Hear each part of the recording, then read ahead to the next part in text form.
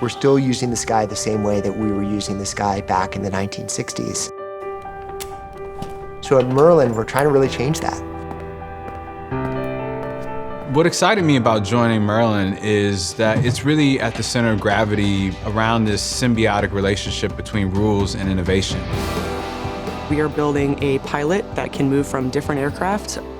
It will continue to get smarter, it will learn across the way, and that will also in turn make the airways safer and a better place to fly.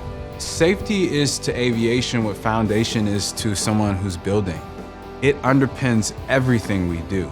So we're doing the really hard work of taking everything that's happening in a pilot's brain, putting that into certified software and enabling an aircraft to be able to go think on its own, just like a pilot would on board an airplane. One of the big advantages of software-based systems and computer-based autonomy systems is, unlike a human, they'll never forget how to do something once we've programmed them to do it.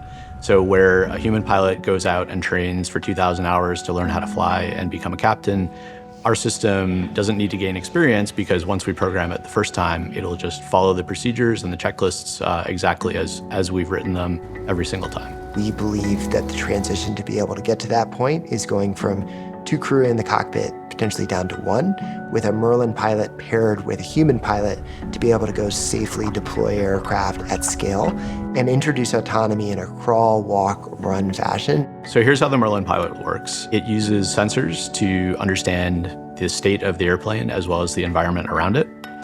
It uses software as sort of the brain of the system to decide what to do based on what it's sensed about itself and the environment. And then it uses actuators like a pilot's hands to pull on the yoke or flip switches or push buttons.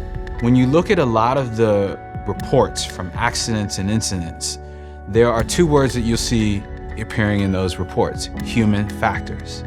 Because we forget that it's not just about the capacity of the pilot, it's not just about the structural integrity of that airframe, it's not just about the skills of the crewmen and the folks supporting that operation.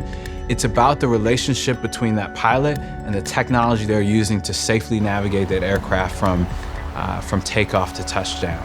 There's always going to be that skepticism when there's a new technology, and it's just really important that we bring pilots along for the ride as we develop it. I think that's really the most critical thing we can do, and just make sure that they have a voice and that they're really embracing it and adopting it as something that's making their lives better. It takes unity, it takes collaboration, and it takes connection to create and build something new, especially when you're a new industry.